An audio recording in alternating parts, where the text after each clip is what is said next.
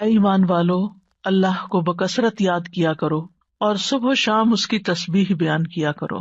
اللہ سبحانہ تعالیٰ اس آیت میں اہل ایمان کو حکم دے رہے ہیں کہ وہ اس کی حمد، تسبیح، تکبیر اور لا الہ الا اللہ کے ساتھ کثرت سے اس کا ذکر کیا کریں، یعنی اس کو بہت زیادہ یاد کیا کریں۔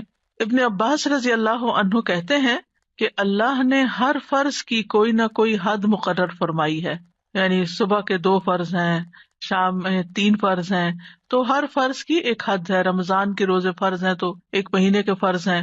پھر عذر کی حالت میں وہ بھی معاف ہے، یعنی اگر انسان کو کوئی حقیقی عذر پیش ہو تو اس سے بھی اللہ تعالیٰ درگزر کرتے ہیں، لیکن نہ اس کے ذکر کی کوئی حد ہے اور نہ وہ کسی عذر سے معاف ہوتا ہے، یعنی اگر غفلت برتو۔ ہاں عقل یا ہوش نہ رہے تو اور بات ہے۔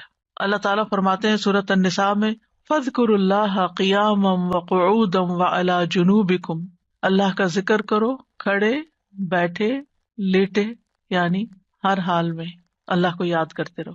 یعنی ہم نے یہ خود ساختہ پابندیاں لگائی ہوئی ہیں کہ اس کیفیت میں ذکر نہیں کرنا، یا لیٹ کے نہیں کرنا، ضرور بیٹھو یا قبلے کی طرف رخ کر کے بیٹھو یا باوضو ہو کے بیٹھو پھر ہی ذکر کر سکتے ہو۔ نہیں، ایسا کچھ نہیں، ہر حال میں اللہ کا ذکر کر سکتے ہو۔ نبی صلی اللہ علیہ وسلم کے بارے میں آتا ہے کان یذکر اللہ فی کل احیانہ، کہ آپ اپنے ہر طرح کے حالات میں، ہر طرح کے اوقات میں اللہ کا ذکر کیا کرتے تھے۔ اور یہاں پر کیا فرمایا وَسَبِّحُوهُ بُكْرَةً وَأَصِيلًا، صبح اور شام یعنی دن کے پہلے پہر اور دن کے پچھلے پہر اللہ کی تسبیح کرو، کیونکہ جب انسان ایسا کرتا ہے تو اللہ تعالیٰ کی رحمتیں آتی ہیں۔ فرشتے بھی اہل ایمان کے لیے دعائیں کرتے ہیں، وَالَّذِي يُصَلِّي عَلَيْكُمْ وَمَلَائِكَتُهُ، وہی ہے جو تم پر صلاۃ بھیجتا ہے اور اس کے فرشتے بھی۔ تو یہاں اہل ایمان کو خطاب ہے، یا ایھا الذین آمنوا، اے لوگو جو ایمان لائے ہو۔ ابن مسعود کہتے ہیں کہ جب اس آیت کے ساتھ پکارا جائے تو اپنے کانوں کو اس حکم کی طرف لگا دیں، توجہ کریں کہ اللہ تعالیٰ کیا کہنا چاہتے ہیں، اس کو غور سے سنیں۔ یا تو کوئی خیر کا کام ہوگا جس کا اللہ تعالیٰ حکم دے رہا ہوگا، یا کوئی شر ہوگا جس سے اللہ تعالیٰ تمہیں روک رہا ہوگا، اس سے منع کر رہا ہوگا۔ تو یہاں پر یا ایھا الذین آمنوا کہہ کے کیا کہا گیا، اذکروا اللہ ذکرا کثیرا، صرف ذکر نہیں بلکہ ذکرا کثیرا، بہت کثرت سے اللہ کو یاد کیا کرو، کثرت سے اللہ کا ذکر کیا کرو، یعنی ہر طرح کے حالات میں اللہ ہی کو یاد کیا کرو، اور خاص طور پر تسبیح، تحلیل، تحمید، تکبیر۔ مجاہد کہتے ہیں یہ وہ کلمات ہیں جنہیں پاک، ناپاک، بے وضو اور جنبی بھی کہہ سکتا ہے، یعنی اگر کوئی حالت جنابت میں ہے تو بھی سبحان اللہ کہنے میں اس کو کوئی حرج نہیں، الحمدللہ وہ بھی کہہ سکتا ہے۔ جیسے اگر کسی کو نہانے کی ضرورت ہے اور اس کو تھوڑا ٹائم ہے نہانے میں کسی بھی وجہ سے، تو اس دوران اگر وہ پانی پینے لگا ہے تو بسم اللہ کہہ سکتا ہے، پانی پی چکا ہے تو الحمدللہ کہہ سکتا ہے، اسی طرح استغفر اللہ کہہ سکتا ہے۔ تو یہ کلمات ہر حال میں کہے جا سکتے ہیں۔ پھر دل کے اخلاص کے ساتھ ذکر کرنا چاہیے، یعنی ذکر کثیر کا معنی کیا گیا وہ ذکر جو اخلاص کے ساتھ کیا جائے، یعنی صرف کوانٹٹی میں ہی زیادہ نہ ہو بلکہ اس کی کوالٹی اچھی ہو۔ کوالٹی اچھی ہونے کا مطلب کیا ہے، دل سے کیا گیا۔ کثیر کا اپوزٹ قلیل ہوتا ہے، تو قلیل ذکر کون سا ہے، جو منافقین کرتے ہیں، وَلَا يَذْكُرُونَ اللَّهَ إِلَّا قَلِيلًا، کہ وہ اللہ کو بہت تھوڑا یاد کرتے ہیں، یعنی زبان سے اوپر اوپر سے کر دیتے ہیں لیکن دل سے نہیں کرتے۔ اور یاد تو ہوتی بھی دل میں ہے، یاد کسی کی بھی دل میں ہوتی ہے تو زبان پہ آتی ہے۔ اور دوسرے لفظوں میں کثیر کے مقابلے میں قلیل ذکر کیا ہے کہ انسان بس صرف صبح شام کے اذکار کرے، نمازوں کے بعد ذکر اذکار کرے، اور مختلف حالات میں جیسے کھانا کھایا یا مخصوص اذکار جو ہیں صرف ان کی پابندی کرے۔ لیکن ذکر کثیر اس کے برعکس کیا ہے کہ انسان ان خاص مواقع کے علاوہ بھی ہر حال میں اللہ کو یاد کرتا رہے، اللہ کی یاد اس کے دل میں تازہ رہے۔ اور یہ ایک ایسا عمل ہے، یعنی ایک ایسی عبادت ہے کہ اس پر عمل کرنے والا آرام کی حالت میں بھی، لیٹے ہوئے بھی، بیٹھے ہوئے بھی، چلتے پھرتے اللہ تعالیٰ کو یاد کر سکتا ہے۔ یعنی باقی کام کرنے کے لیے جیسے نماز ہے یا قرآن ہے تو اس کے لیے پھر آپ کو ایک ایفرٹ کرنی پڑتی ہے۔ خالی سبحان اللہ، الحمدللہ، اللہ اکبر پڑھنے میں تو آپ کو کوئی ایفرٹ بھی نہیں کرنی، صرف زبان ہلانی ہوتی ہے۔ اور انسان اگر اس چیز کا عادی ہو جائے اللہ کے ذکر کا تو پھر اس کی زبان بری باتوں سے بھی پاک رہتی ہے اور اس کی زبان سے اچھے الفاظ ہی نکلتے ہیں۔ اور یہ جو ہم نے اپنے اوپر ایک ڈسپلن کے لیے پابندی لگائی تھی کہ کم از کم 100 دفعہ استغفار دن میں کرنی ہے، کم از کم 100 دفعہ سبحان اللہ پڑھنا، ٹھیک ہے، لیکن اس کا یہ مطلب نہیں کہ 100 دفعہ گنتی پوری ہوگی تو اب اس کے بعد کوئی پابندی لگ گئی یا آگے بس دروازہ بند ہے اور اس سے آگے نہیں جا سکتے. اتنا تو منیمم کریں ہی، یعنی اپنے آپ کو پابند کریں. کیونکہ جب انسان کسی بھی کام کے لیے اپنا ٹارگٹ سیٹ کر لیتا ہے نا کہ آج دن میں یہ کام میں نے اتنی دفعہ کرنا ہے، یا فلاں اور فلاں کام آپ کی ٹو ڈو لسٹ ہوتی ہے، تو آپ پھر اس کو چیک کرتے رہتے ہیں کہ ہاں یہ کام ہو گئے. اور اگر آپ نے کوئی ٹارگٹ نہیں سیٹ کیا ہوا، ہاں میں کروں گی، تو پھر وہ کام نہیں ہو پاتا. تو اس لیے انسان کو اپنے لیے ٹارگٹ رکھنے چاہیے جتنے بھی آسانی سے رکھ سکے، 100 دفعہ 200 دفعہ کچھ بھی، لیکن اس کے علاوہ بھی کھلا بھی ضرور پڑھنا چاہیے، اور یہاں اسی کی طرف توجہ دلائی گئی ہے. امام ابو عمر ابن الصلاح سے پوچھا گیا کہ ذکر کی وہ کتنی مقدار ہے جس کو کرنے کے بعد انسان ان لوگوں میں شامل ہو جائے جو کثرت سے اللہ کا ذکر کرنے والے ہیں. قرآن مجید میں آتا نا والذاکرین اللہ کثیرا والذاکرات اعد اللہ لہم مغفرۃ واجرا عظیما، کہ جو بہت زیادہ اللہ کا ذکر کثرت سے کرتے ہیں، مرد ہیں عورتیں ہیں، اللہ نے ان کے لیے بہت بڑا اجر تیار کر رکھا ہے اور بخشش عطا کرے گا اس کو. یعنی وہ پھر کیا ہے، یعنی کتنا کرے کہ ہم ایسے خوش قسمت لوگوں میں شامل ہو جائیں. انہوں نے کہا کہ اگر وہ نبی صلی اللہ علیہ وسلم سے ثابت شدہ اذکار پر ہمیشگی کرتا ہے، ثابت شدہ یعنی جو پروون ہے، سنت میں موجود ہے، تو وہ ان لوگوں میں شمار ہوگا جو مرد اور عورتیں اللہ کا کثرت سے ذکر کرتے ہیں. وَسَبِّحُوهُ بُكْرَةً وَأَصِيلًا، اور اس کی تسبیح بیان کرو صبح اور شام. تسبیح کا مطلب ہے اللہ تعالیٰ کی ذات کو ان تمام صفات اور افعال سے پاک بیان کرنا جو اس کے لیے جائز نہیں، یعنی اللہ کو ہر عیب سے پاک بیان کرنا. اب دیکھیے کہ شیطان جو ہے نا وہ انسان کا دشمن ہے، اور شیطان انسان کے دل میں اللہ تعالیٰ کے بارے میں کوئی نہ کوئی بدگمانی ڈال دیتا ہے، کوئی نہ کوئی ایسے خیالات ڈال دیتا ہے کہ جو انسان کی عقل نہیں بھی مانتی اور اس کو پسند نہیں بھی آتے، لیکن وہ خیال گزر جاتے ہیں، آتے ہیں اور چلے جاتے ہیں، جن کو وسوسے کہا جاتا ہے. اور اس کا شکار ہر انسان ہوتا ہے کسی نہ کسی درجے پر. سورۃ قاف میں اللہ تعالیٰ فرماتے ہیں وَنَعْلَمُ مَا تُوَسْوِسُ بِهِ نَفْسُهُ، اور ہم جانتے ہیں جو اس کا نفس اس کو وسوسے ڈالتا ہے.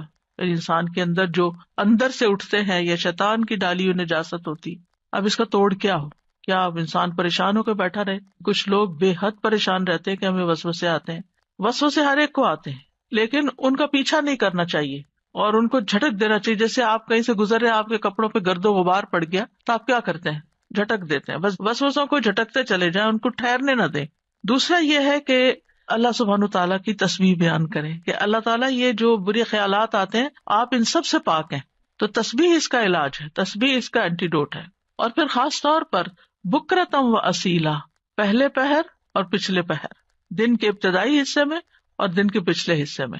بکرا کا لفظ جو ہے یعنی عام طور پر علماء اس کو سورج نکلنے تک کے وقت کو بکرا کہتے ہیں، اس کو یوں ڈیفائن کیا گیا. اور اصیلا جو ہے عصر اور مغرب کا درمیانی وقت ہے، یعنی قبل طلوع الشمس و قبل غروبها، سورج نکلنے سے پہلے اور سورج غروب ہونے سے پہلے کا وقت جو ہے یہ اذکار کا وقت ہے. اور سبحوہ میں بعض علماء نے سبحہ کا مطلب یہاں نماز فجر اور نماز عصر بھی لیا ہے. تو ذکر کے بعد تسبیح کو خاص طور پر الگ سے بیان کیا گیا. دیکھیں آیت کے پہلے حصے میں کیا ہے، اذکروا اللہ ذکرا کثیرا، کثرت سے ذکر کرو، تسبیح اس کے اندر شامل ہے، لیکن پھر اس کو الگ سے بیان کیا گیا وسبحوہ، یعنی تسبیح کرو، اس لیے کہ باقی اذکار پر اس کی فضیلت ہے. یعنی تسبیح کی خاص فضیلت ہے. یعنی کچھ ذکر ہوتے ہیں نا کہ جس میں انسان اللہ تعالیٰ کو یاد کرتا ہے، اللہ تعالیٰ کی بڑائی بیان کرتا ہے، اللہ تعالیٰ کی تعریف بیان کرتا ہے، وہ بھی بہت اچھی بات ہے. اور کچھ ذکر ایسے ہیں کہ جن میں انسان اللہ تعالیٰ کو ہر عیب سے پاک قرار دیتا ہے. تو تعریف مکمل ہی نہیں ہوتی، ذکر مکمل ہی نہیں ہوتا جب تک آپ تسبیح نہ کریں. تو تسبیح اس کا ایک لازمی حصہ ہے. اور پھر خاص طور پر اس لیے بھی کہ جیسے یعنی صبح شام وقت بھی بتا دیا گیا کہ تسبیح کا زیادہ اچھا وقت جو ہے یا مناسب وقت صبح اور شام ہے، کیونکہ یہ اوقات اپنے اندر ایک خاص فضیلت رکھتے ہیں. صبح کا وقت یہ برکت کا وقت ہے، اور والعصر، عصر کے وقت یہ اللہ نے قسم کھائی ہے. ادھر فجر کی والفجر ولیال عشر، اور ادھر عصر کی والعصر ان الانسان لفی خسر. وہاں پر انسان کو ایک دن مل رہا ہوتا ہے اور عصر کے وقت دن ہاتھ سے جا رہا ہوتا ہے، انسان خسارے میں پڑ رہا ہوتا ہے، لوز کر رہا ہوتا ہے، ایک چیز ہاتھ سے چھوٹ رہی ہوتی ہے.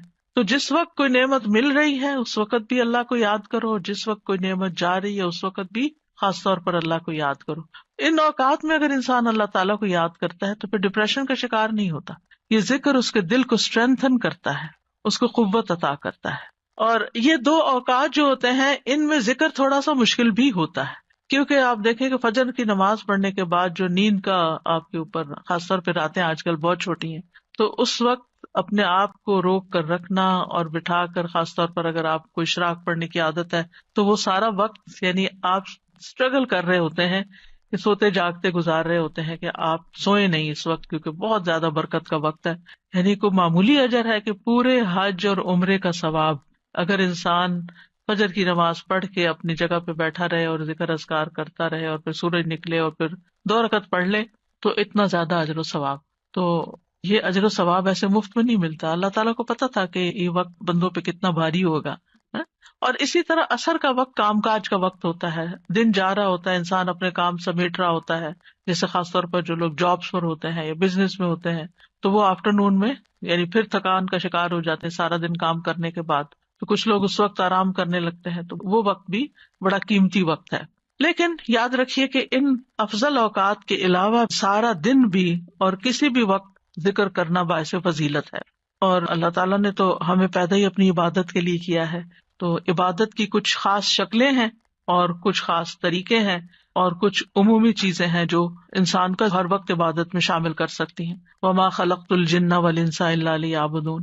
امام نووی کہتے ہیں کہ اس آیت سے پتہ چلا کہ بندے کی افضل حالت وہ ہے جب وہ اپنے رب کا ذکر کر رہا ہوتا ہے اور وہ ان اذکار میں مصروف ہوتا ہے جو رسول اللہ صلی اللہ علیہ وسلم سے وارد ہوئے، یعنی جو آپ نے بتائے ہیں یا آپ نے کیے ہیں، اور اس طرح انسان اپنی زندگی کا مقصد پورا کر رہا ہوتا ہے. اس کے علاوہ ہم دیکھتے ہیں کہ تمام مخلوقات اللہ کا ذکر کرتی ہیں. تسبح لہ السماوات السبع، 7 آسمان اللہ کی تسبیح بیان کرتے ہیں. کبھی ہمیں خیال نہیں آیا آسمان کی طرف دیکھتے ہوئے کہ یہ تسبیح کر رہا ہے، اور یہ نہیں 7 کے 7 کر رہے ہیں. والارض، یہ زمین جس پہ ہم چلتے ہیں، جس پہ ہم چیزیں اگاتے ہیں اور جس پہ گھر بناتے ہیں، یہ زمین بھی اللہ کی تسبیح بیان کرتی ہے.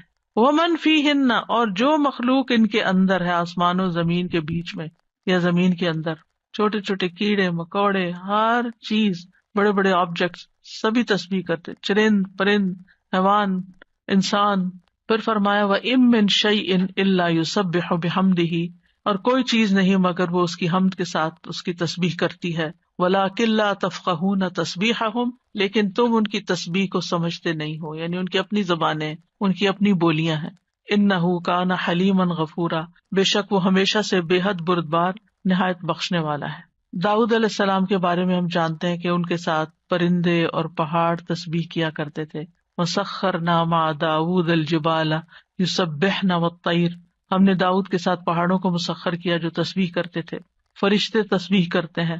وَالْمَلَائِكَةُ يُسَبِّحُونَ بِحَمْدِ رَبِّهِمْ وَيَسْتَغْفِرُونَ لِمَنْ فِي الْأَرْضِ، فرشتے اپنے رب کی حمد کے ساتھ تسبیح کرتے ہیں اور زمین والوں کے لیے بخشش کی دعائیں کرتے ہیں. حاملین عرش جو ہیں وہ خاص طور پر اللہ کا ذکر کرتے ہیں.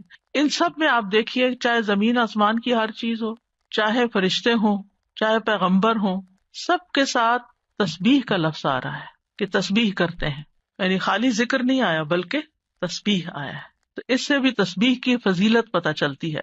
سبحان اللہ و بحمدہ، سبحان اللہ العظیم، تسبیح بیان کرنا یعنی اللہ تعالیٰ کو ہر عیب سے پاک قرار دینا کہ اس میں کوئی نقص نہیں، کوئی کمی نہیں، وہ پرفیکٹ ہے، کوئی عیب نہیں، اس کا کوئی فیصلہ غلط نہیں، اس کا کوئی حکم، اس کا دین، ہر چیز صحیح ہے جو بھی اس نے بنائی ہے، پرفیکٹ بنائی ہے. تو الذین یحملون العرش ومن حولہ یسبحون بحمد ربہم، جو فرشتے عرش اٹھائے ہوئے ہیں اور جو اس کے ارد گرد ہیں، سب اپنے پروردگار کی حمد کے ساتھ اس کی تسبیح کر رہے ہیں، یعنی سارے کے سارے تسبیح کرتے ہیں. اور جہاں تک ذکر کا تعلق ہے تو قرآن مجید میں ذکر کا لفظ بھی آتا ہے، یعنی عمومی ذکر، تسبیح کے علاوہ جو بھی ذکر ہو، اللہ اکبر ہو، الحمدللہ ہو، لا الہ الا اللہ ہو، یا اور جو اذکار ہمیں بتائے گئے صبح شام کے.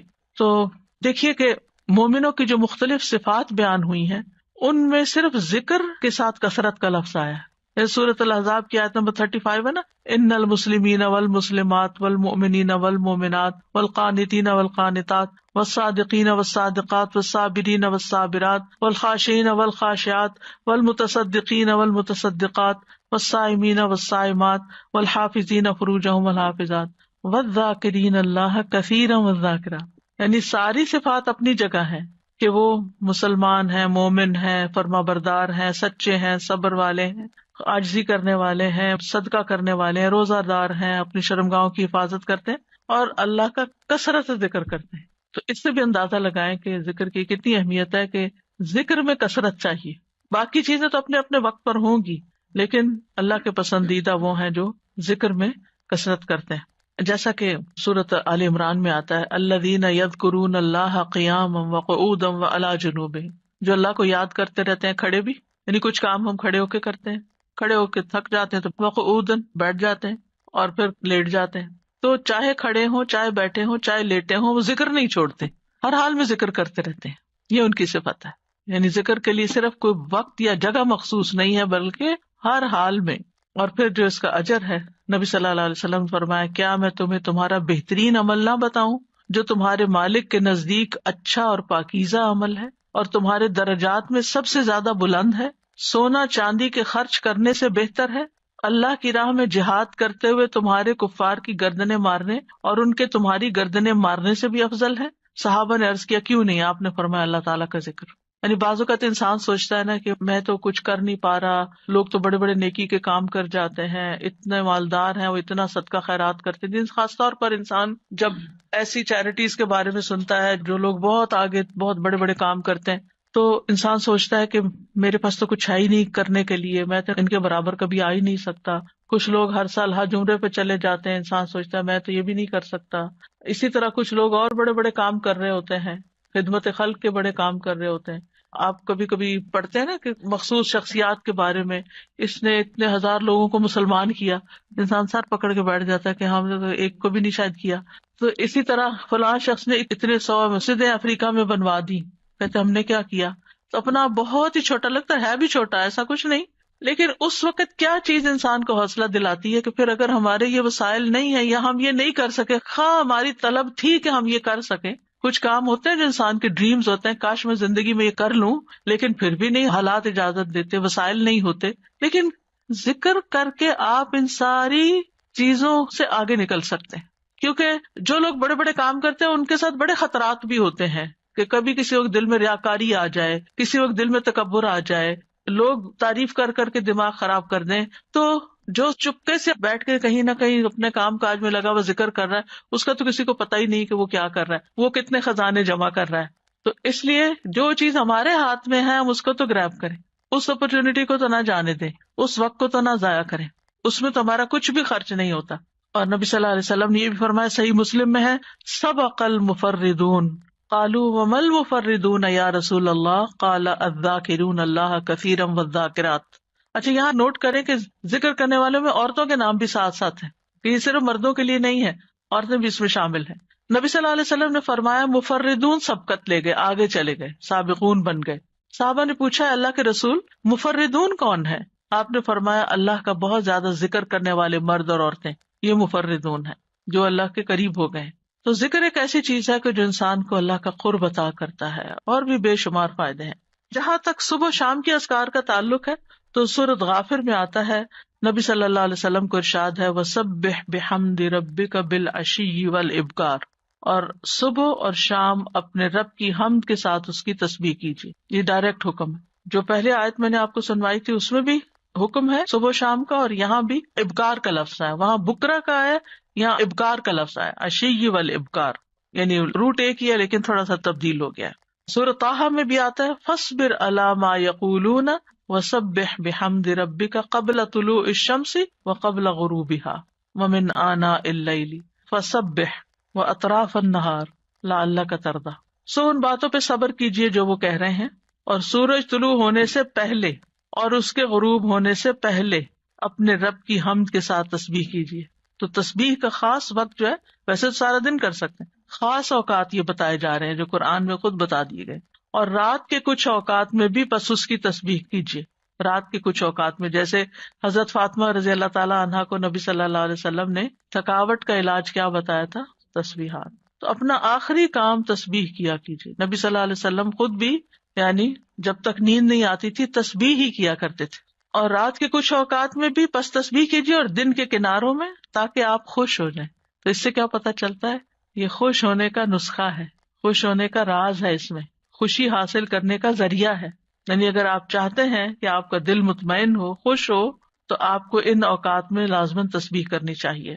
اور جو ان اوقات میں تسبیح نہیں کرتے وہ غافلین میں شمار ہوتے ہیں، کیونکہ اللہ تعالیٰ فرماتے ہیں وَاذْكُرْ رَبَّكَ فِي نَفْسِكَ تَضَرُّعًا وَخِيفَةً وَدُونَ الْجَهْرِ مِنَ الْقَوْلِ بِالْغُدُوِّ وَالْآصَالِ وَلَا تَكُن مِّنَ الْغَافِلِينَ. اور اپنے رب کا ذکر کیجیے اپنے دل میں عاجزی اور خوف سے، بغیر بلند آواز کیے، چپکے چپکے، دل ہی دل میں، صبح اور شام کے وقت، اور آپ غافلوں میں سے نہ ہونا. یعنی جو ان اوقات میں تسبیح نہیں کرتے، ذکر نہیں کرتے، وہ غافل شمار ہوتے ہیں. اور خاص طور پر اس وقت میں جو تھوڑا سا بھی ذکر کیا جاتا ہے اس کا اجر بہت زیادہ ہے. رسول اللہ صلی اللہ علیہ وسلم نے فرمایا جو لوگ نماز فجر سے سورج نکلنے تک اللہ کا ذکر کریں، مجھے ان کے ساتھ بیٹھے رہنا زیادہ پسند ہے. کیونکہ نبی صلی اللہ علیہ وسلم کو حکم دیا گیا تھا نا، وَاصْبِرْ نَفْسَكَ مَعَ الَّذِينَ يَدْعُونَ رَبَّهُمْ بِالْغَدَاةِ وَالْعَشِيِّ يُرِيدُونَ وَجْهَهُ. آپ ان لوگوں کے ساتھ رہیے، ان کے ساتھ بیٹھیے جو اپنے رب کو صبح شام پکارتے ہیں، اور ان سے اپنی نگاہیں نہ پھیریے. تو آپ نے فرمایا مجھے ان کے ساتھ بیٹھے رہنا زیادہ پسند ہے بنسبت اس کے کہ میں اولاد اسماعیل سے 4 غلام آزاد کروں.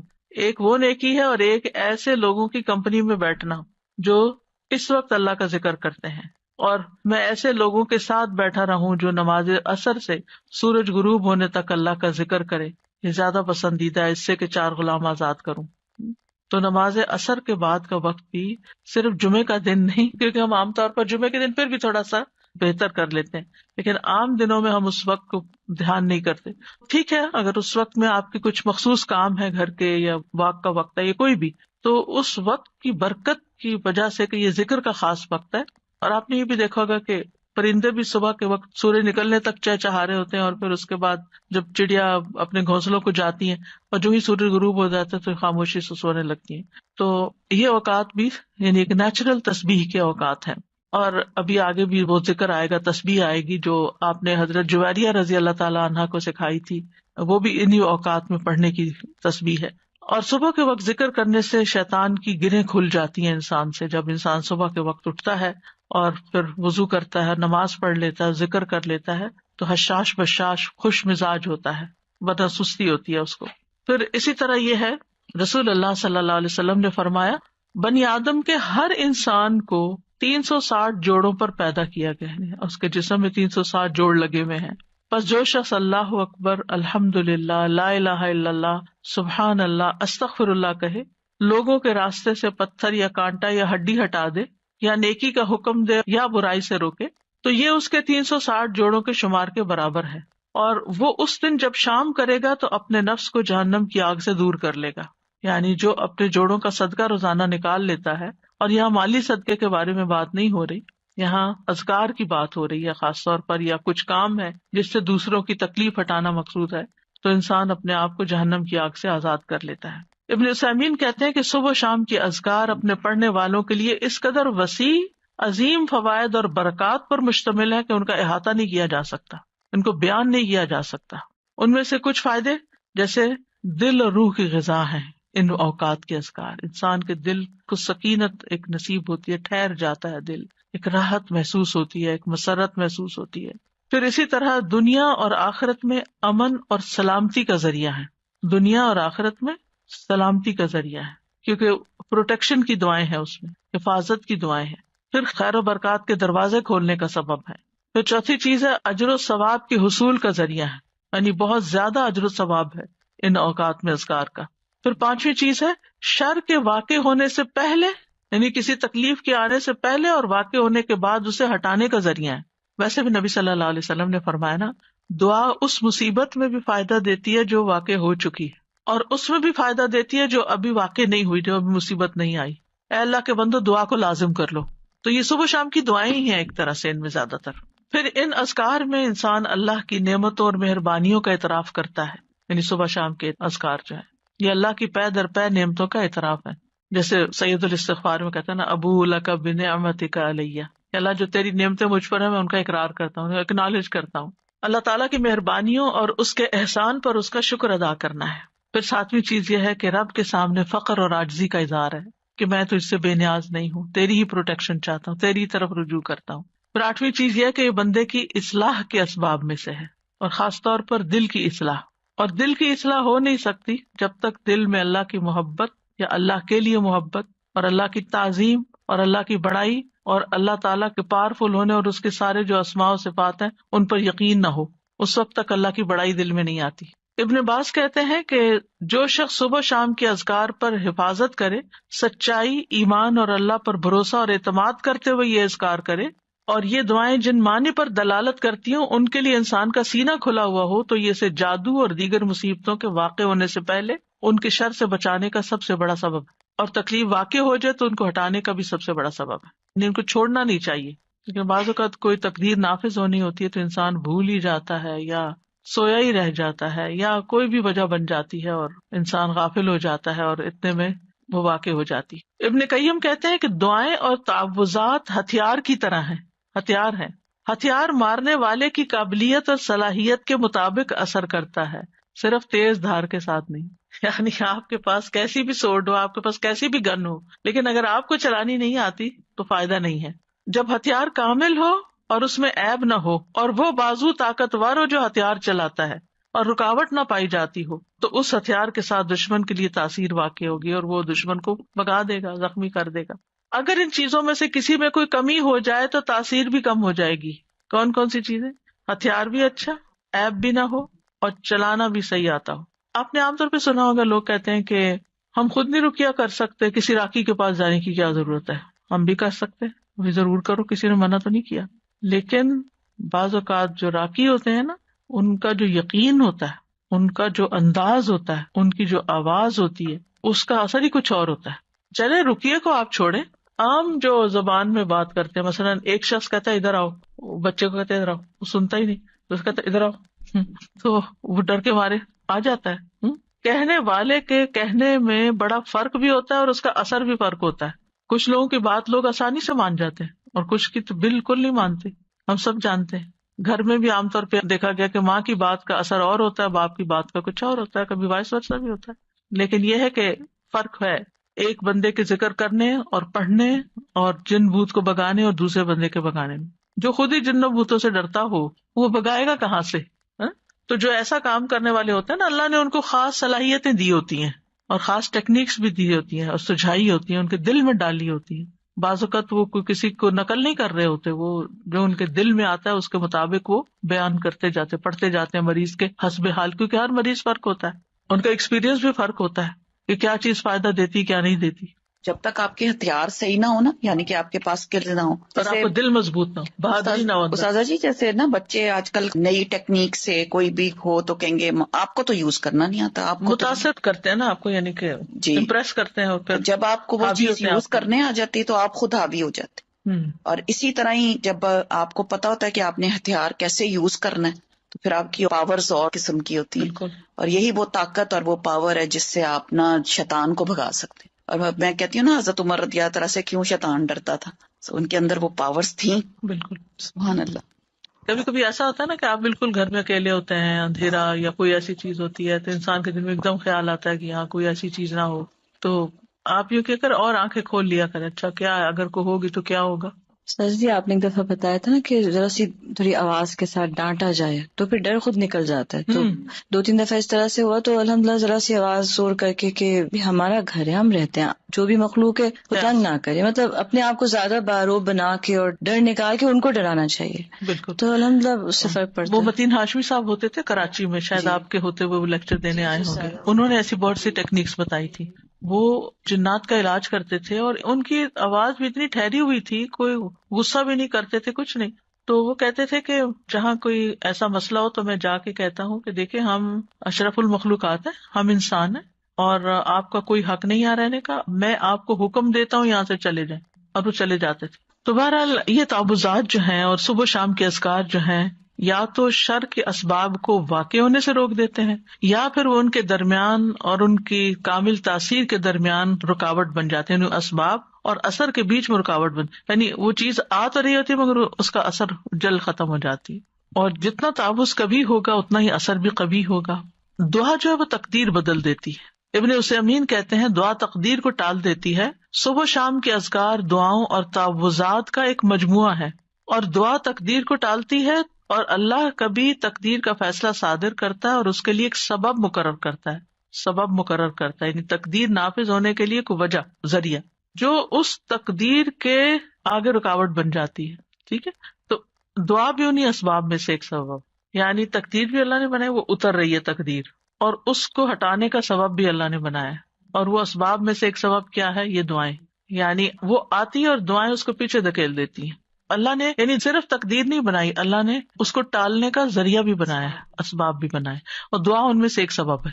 سمپل سے. امام نووی کہتے ہیں دعا مصیبت کو ہٹانے اور رحمت کو پانے کا ایک سبب ہے، یعنی ایک ہتھیار ہے. پہلے بات ہوئی نا کہ ہتھیار ہے دعا، جیسے ڈھال ہتھیار کے حملے کو روکنے کا سبب ہے، جیسے ڈھال تلوار کے حملے کو روکنے کا سبب ہے. اور پانی زمین سے نباتات اگانے کا سبب ہے، بارش ہوتی ہے تو زمین ہری بھری ہو جاتی ہے، تو یہ سبب ہے نا. زمین کے اندر پوٹینشیل تھا، لیکن جب تک پانی نہیں آیا تو وہ دبی رہی، جب جو پانی آیا تو اس نے اپنا اندر کا سب باہر نکال دیا. ابن قیم کہتے ہیں ایک دفعہ شیخ الاسلام ابن تیمیہ کے پاس میں موجود تھا. انہوں نے صبح کی نماز پڑھی، پھر وہ بیٹھ کر اللہ کی عبادت کرتے رہے اور ذکر کرتے رہے. تقریباً آدھا دن گزر گیا. میری طرف دیکھا اور کہا یہ میرا ناشتہ ہے، اگر میں یہ غذا نہ کھاؤں تو میری قوت ساکت ہو جائے، کچھ کر نہ سکوں. آپ کو پتا 35 جلدوں میں انہوں نے لکھا ہے فتاوا، ان کے فتاوا کو اکٹھا کیا گیا، پوری شیلف بھر جاتی ہے، بلکہ اس سے بھی بچ جاتی ہے کتابیں دوسری شیلف میں رکھنی پڑتی.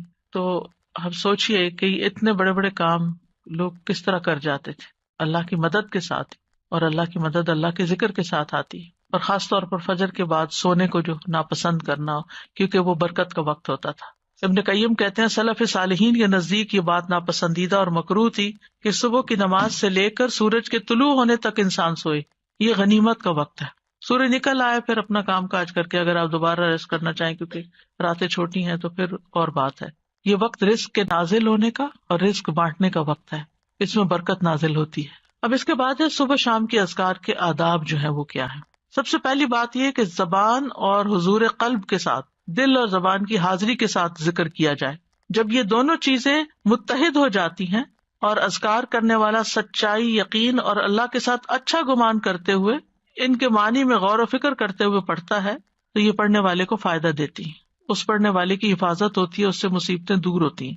ابن قیم کہتے ہیں تمام اذکار سے افضل اور زیادہ مفید وہ ذکر ہے جس میں زبان اور دل ساتھ ہوں، جو بول رہے ہیں وہ آپ کا دل سمجھ بھی رہا ہے اور اس کے موافق ہوں، اور وہ نبوی اذکار سے ہوں یعنی سنت سے ثابت ہوں، اور ذکر کرنے والا معنی اور مقصد سمجھتا ہو. پھر اسی طرح ان اذکار کا وقت جو ہے طلوع فجر سے پہلے شروع ہو جاتا ہے اور طلوع شمس سے پہلے تک رہتا ہے، یعنی جو ہی اذان ہوتی ہے نا فجر کی اس وقت سے شروع ہو جاتا ہے سورج نکلنے تک. اور شام کے اذکار کا وقت عصر کے بعد سے لے کر رات کے اول حصے تک ہوتا ہے، مغرب کے وقت تک. اگر کسی سے یہ اوقات رہ جائے، ان سے محروم ہو جائے، بھول گیا یا کوئی رکاوٹ بن گئی تو کوئی حرج نہیں. صبح کے اذکار چاشت کا وقت ختم ہونے تک پڑھ لے اور شام کے اذکار رات کے 1/3 حصے تک پڑھ لے، لیکن یہ رخصت ہے، اصل وقت ان کا سورج نکلنے سے پہلے اور غروب ہونے سے پہلے کا. یہ ابن باز کہتے ہیں سنت یہ ہے کہ صبح اور شام کے اذکار اور دعاؤں کو ان کے وقت میں ادا کرنے کی حفاظت کی جائے. جب ان کا وقت ختم ہو جاتا ہے تو وہ ثواب بھی ان کے وقت کے ساتھ ختم ہو جاتا ہے جو اس وقت سے متعلق تھا. اب صبح شام کے اذکار میں سب سے پہلا ذکر آیت الکرسی کا ہے. آیت الکرسی کیا ہے؟ اللہ لا الہ الا هو الحی القیوم آخر تک. صبح شام آیت الکرسی پڑھنے سے حفاظت ملتی ہے، یعنی حدیث سے بھی ثابت ہے، خاص طور پر جنات کے اثر سے بچاؤ ہوتا ہے. آیت الکرسی میں آپ دیکھیں اللہ سبحانہ تعالیٰ کا تعارف ہے، اس کے اسماء و صفات ہیں. قرآن کریم کی کوئی اور آیت ایسی نہیں جس میں اللہ تعالیٰ کے اتنے نام اور صفات بیان ہوئی ہوں. اس میں اللہ کا ذاتی نام اللہ بھی آیا اور تقریباً 27 صفات اور افعال وغیرہ آئے ہیں. سب سے پہلے اللہ تعالیٰ کی الوہیت کا ذکر ہے، اللہ لا الہ الا ہو، کہ وہ الوہیت میں اکیلا ہے. پھر الحی القیوم، اور یہ دونوں نام ان کو اسماء اعظم بھی کہا گیا ہے. حی زندہ ہے، یعنی اس کو کبھی موت نہیں آئی، کمال صفات میں سے، اور قیوم قائم رکھنے والا کمال افعال میں سے. بعض لوگ یہ سوال کرتے ہیں نا کہ اللہ تعالیٰ کو کس نے پیدا کیا ہے، تو اللہ سبحانہ تعالیٰ کی کوئی بگننگ نہیں ہے جیسے ہماری بگننگ ہے اور ہمارا ایک اینڈ ہے. نہیں، اللہ کی ایسے نہیں. اس میں آپ دیکھیے کہ ٹائم کا کریٹر اللہ ہے، تو جب ٹائم ہی نہیں تھا تب بھی اللہ ہے. یہ مہینے اور سال کس نے بنائے اور ان کی نشاندہی کس سے ہوتی؟ سورج سے. ایک وقت تھا کہ سورج نہیں تھا، دن اور رات نہیں تھے، مہینے اور سال نہیں تھے، اللہ تعالیٰ اس وقت بھی موجود تھا. هو الاول، وہی اول ہے، والآخر والظاہر والباطن. تو اس لیے اللہ سبحانہ و تعالیٰ کو پہچاننا ضروری ہے، اس کو جاننا ضروری ہے، اور اس پہچان اور جان کے ساتھ اگر آپ پھر ذکر کرتے ہیں تو اس کا اثر ہی کچھ اور ہوتا ہے. آیت الکرسی بہت پاورفل آیت ہے. اس کے پاور کی وجہ کیا ہے؟ اس میں اللہ تعالیٰ کے نام اور صفات بیان ہوئے. لا تأخذہ سنۃ ولا نوم، نہ اس کو نیند آتی ہے نہ اونگ آتی، ہلکی نیند بھی نہیں آتی، گہری نیند آتی ہی نہیں ہے. پھر ہر چیز کا مالک ہے، لہو ما فی السماوات و ما فی الارض، ہر چیز اسی کی ہے، ہر چیز اسی کے کنٹرول میں ہے. من ذا الذی یشفع عندہ الا باذنہ، کوئی اس کے ہاں سفارش بھی نہیں کر سکتا، اس کی جرات بھی نہیں کر سکتا مگر جس کو وہ خود اجازت دے. یعنی پورا کنٹرول، اقتدار سب اسی کا ہے. یعلم ما بین ایدیہم وما خلفہم، اس میں اللہ تعالیٰ کے وسیع علم کی خبر دی گئی ہے کہ اللہ تعالیٰ بندوں کا ماضی مستقبل ہر چیز جانتا ہے. بندے اپنے بارے میں سب کچھ نہیں جانتے، اور جو جانتے ہیں وہ بھی ان کو یاد نہیں ہوتا. پچھلے دنوں کسی نے ایک نوٹ بھیجا، اس میں لکھا کہ جب آپ یونیورسٹی میں پڑھاتی تھی تو اس وقت الہدیٰ نہیں بنا تھا، تو میں ایک دن آپ کی کلاس اٹینڈ کرنے کے لیے گئی، تو آپ نے سنن نبی داؤد میں سے فلاں چیپٹر پڑھایا اور آپ سے اسٹوڈنٹ نے یہ سوال کیا اور آپ پیپر دے کے ان کے اوپر ڈسکس کریں. میرے کسی حافظے میں ہے ہی نہیں کچھ، مجھے بالکل یاد نہیں کہ ایک اسٹوڈنٹ نے آپ سے یہ سوال کیا تھا اور آپ نے اس کا یہ جواب دیا تھا، کچھ بھی یاد نہیں. ہمارا اپنے بارے میں یہ حال ہے کہ ہم اپنے آپ کو نہیں جانتے. ہم جو کچھ کر چکے ہم نہیں جانتے کہ ہم نے زندگی میں کیا کچھ کیا، تو ہم کسی اور کے بارے میں تو کیا جانیں. لیکن اللہ سب کچھ جانتا ہے. یعلم ما بین ایدیہم، جو فیوچر میں ان کے آگے آ رہا ہے، وما خلفہم، جو پیچھے گزر چکا ہے، سب پتا ہے اس کو. یہ اس کے وسیع علم کی ایک جھلک ہے. باقی ہر چیز کے بارے میں جو کچھ وہ جانتا ہے، وہ تو کوئی ایک پتا نہیں گرتا مگر وہ اس کو جانتا ہے. خشکی میں، سمندر میں، آسمانوں میں، زمین میں، کسی پتھر کے اندر ایک دانہ بھی چھپا ہوا تو مثقال ذرۃ فی السماء والارض ولا یحیطون بشیء من علمہ الا بما شاء، اور جو اس کا علم ہے اس میں سے کوئی اس کے علم کا احاطہ ہی نہیں کر سکتا مگر جتنا وہ چاہتا ہے. یعنی اس کے علم کا بہت تھوڑا حصہ انسانوں کو ملا. جیسے خضر اور موسیٰ علیہ السلام کے واقعے میں آتا ہے نا کہ وہ جب کشتی میں بیٹھے تو ایک چڑیا نے پانی کی چونچ میں لیا تھا کہ بندوں کا علم اللہ کے علم کے مقابلے میں ایسا ہی جیسے چڑیا کی چونچ میں پانی اس سمندر کے مقابلے. ساری مخلوق کا علم اتنا سا ہے، بس اس پر تو پھر ہم بھروسہ کرتے ہیں، اس علم کے اوپر ہم فخر کرتے ہیں، اور جو اللہ کا علم ہے اس کی طرف کبھی توجہ ہی نہیں کی. وسع کرسیہ السماوات والارض، اللہ کی عظمت کے ساتھ ساتھ اس کی مخلوقات کی عظمت کو بیان کیا گیا. یہاں کرسی جو اللہ کی مخلوقات میں سے ایک مخلوق ہے، وہ آسمان و زمین پہ چھائی ہوئی ہے، ہر چیز کو انکمپس کیے ہوئے. پھر جو اس کا بنانے والا ہے اس کی عظمت کیا ہوگی. اور کرسی جو ہے وہ رب تعالیٰ کے دونوں قدموں کی جگہ ہے. استاد جی مجھے خیال آ رہا تھا کہ اللہ سبحانہ تعالیٰ کے بارے میں، اللہ سبحانہ تعالیٰ کے بھیجے ہوئے علم سے استفادہ کرنا یہ کتنی زیادہ ایک آنرڈ چیز ہے. تو ہم خود بھی اس آنر کو آنر نہیں کرتے، کیونکہ آپ دیکھیں کہ کوئی سمر سے یا کوئی پچھلے سال سے آپ کسی سے ملتے ہیں، لوگ کہتے ہیں اچھا ہم یہ فلاں یونیورسٹی کا یا آن لائن کورس کیا یا ہم نے یہ کیا یا ہم یہ کیا، تو آپ کیا کریں؟ نہیں، ہم تو بس لسنر بن کے یہاں کلاس اٹینڈ کر رہے ہوتے ہیں. We don't even honour this knowledge that has come from Allah سبحانہ تعالیٰ کمپیئر ٹو کہ ایک چھوٹا سا کوئی سرٹیفکیٹ کورس، کوئی ٹیک کا کوئی کچھ کر دیا. ٹھیک ہے وہ بھی علم نافع ہوگا، لیکن اس کا فائدہ سامنے نظر آ رہا ہے نا، اس کا فائدہ جمع ہو رہا ہے، ابھی نظر نہیں آ رہا. جی تو بس یہ ہماری ویکنس ہوتی ہے کہ جو چیز ہمیں نظر آتی ہے ہم اس کو زیادہ ویلیو کرتے ہیں بنسبت اس کے کہ جو نظر نہیں آتی. سارا جی پڑھنے اور نہ پڑھنے میں بھی بہت فرق نظر آتا ہے کہ جس دن نہیں پڑھتے، جس دن نہیں اٹینڈ کرتے، آن لائن ہوتے ہیں اور آن کیمپس ہوتے ہیں، اس کا بھی بہت فرق نظر آتا ہے. آپ کو روشنی ایسی ملتی ہے، اور جس دن آپ نہیں پڑھتے اس دن آپ کو اندھیرا سا، سستی سی. And there are so many things I can tell. جیسے سورج نکلنے والا دن اور بادلوں والا دن ہوتا ہے نا، بالکل ایسا ہوتے تو دونوں دن ہیں. ولا یؤودہ حفظہما، اور ان دونوں کی حفاظت اللہ تعالیٰ کو تھکاتی نہیں، بوجھل نہیں کرتی. یعنی آسمانوں اور زمین کی حفاظت اور ان کے اندر جو کچھ ہے وہ اللہ سبحانہ وتعالیٰ کے کامل کنٹرول اور اقتدار میں ہے، اور وہ ان میں سے ہر چیز کی ٹیک کیئر کرتا ہے. دیکھیں ہم اپنی کیپیسٹی میں سب بات سمجھنے کے لیے ایک چھوٹا سا بھی کام ہمارے ذمہ ہوتا ہے نا، گھر کا ایک چھوٹا سا کام، تو وہ بھی کر کے تھک جاتے ہیں. کون سا کام ایسا ہے جسے آپ کر کے تھکے نہ ہو نا؟ کلیننگ ہے یا کوکنگ ہے، کچھ بھی ہے، کوئی بھی زندگی میں کام ہوتے ہیں، بچوں کی ٹیک کیئر کرنا ہے، پڑھنا ہے، ہر کام کر کے ہمیں ریسٹ چاہیے ہوتا ہے، ہمیں تھکاوٹ ہو جاتی. یہاں اللہ تعالیٰ فرماتا ہے ولا یؤودہ حفظہما، آسمان ہو، زمینیں ہو، جو بھی ہو، ان کی حفاظت، ان کے اندر کیا سسٹم چل رہے ہیں، کیا کرنا ہے، کیسے کرنا ہے، یہ چیزیں اس کو تھکاتی نہیں، بوجھل بھی نہیں کرتی. چلے بعض اوقات ہمیں فزیکل تھکاوٹ نہیں ہوتی، یعنی جسمانی تھکاوٹ نہیں ہوتی، لیکن ہم مینٹلی تھک جاتے ہیں، یعنی اکتاہٹ شروع ہو جاتی ہے ہمیں. ایک کام اگر روز کرنا شروع کر دیں تو ہم بور ہو جاتے ہیں، چند سال کوئی کام کر لیں تو اس سے بھی ہم تھک جاتے ہیں، چاہے کتنا ہی اچھا کام ہو. اللہ سبحانہ وتعالیٰ کو یعنی یعودو کا لفظ صرف تھکاوٹ کے لیے نہیں آتا، بوجھل پن کے لیے بھی آتا ہے. یکسانگی یا اکتاہٹ یا کچھ وہ بھی لاحق نہیں ہوتی. یہ معمولی بات نہیں ہے، بہت بڑی بات، بہت بڑی بات. قرآن مجید میں آتا ہے کہ اللہ تعالیٰ ہی آسمان اور زمین کو تھامے ہوئے ہے کہ اپنی جگہ سے ٹل نہ جائیں. اگر وہ دونوں ٹل جائیں تو ان کے بعد کوئی بھی ان کو تھام نہ سکے گا. یعنی صرف اس نے بنا کے چھوڑ نہیں دیا. اب یہ آسمان جو بغیر ستونوں کے ہے، کسی نے تھاما ہوا تو ہمارے اوپر ہے نا، ورنہ تو نیچے آ پڑے. وَهُوَ الْعَلِيُّ الْعَظِيمُ، اور وہ بہت بلند، یعنی مطلق بلندی ہے اس کی، اور عظیم بہت عظمت والا ہے. کوئی مخلوق میں اس کے مشابہ نہیں، کسی کی وہ بڑائی نہیں. لیکن افسوس یہ کہ ہم مخلوق کو پھر بڑا سمجھتے ہیں اور اس کی بڑائی محسوس نہیں کرتے کہ وہ بڑا ہے. جس دن یہ یقین آ گیا نا کہ وہ بڑا ہے، تو پھر لوگوں کی ناراضگی، لوگوں کی پسند ناپسند کا خوف، یہ ساری چیزیں نکل جائیں گی. پھر اللہ کے حکم پر عمل کرنا بھی آسان ہوگا کہ اللہ بڑا ہے نا، اللہ میرے شوہر سے بھی بڑا ہے، اللہ میرے بہن بھائیوں سے بھی بڑا ہے، اللہ اس سوسائٹی سے بھی بڑا ہے، اللہ سارے فلاسفر سے اور سارے قانون دانوں سے اور سارے سائنٹسٹ سب سے بڑا ہے، تو اس کا حکم بھی سب سے بڑا ہے میرے لیے. پھر آپ کو کوئی بھی اس کا حکم ماننے میں مشکل لگے گی نہیں. تو بہرحال آج اتنا ہی کرتے ہیں انشاءاللہ تعالی. ابھی بہت سی دعائیں اور بھی ہیں صبح شام کے اذکار میں سے، پھر کل انشاءاللہ اس کے اوپر بات کریں گے. وآخر دعوانا ان الحمد للہ رب العالمین. سبحانک اللہم وبحمدک، اشہد ان لا الہ الا انت، استغفرک واتوب الیک. السلام علیکم ورحمۃ اللہ وبرکاتہ.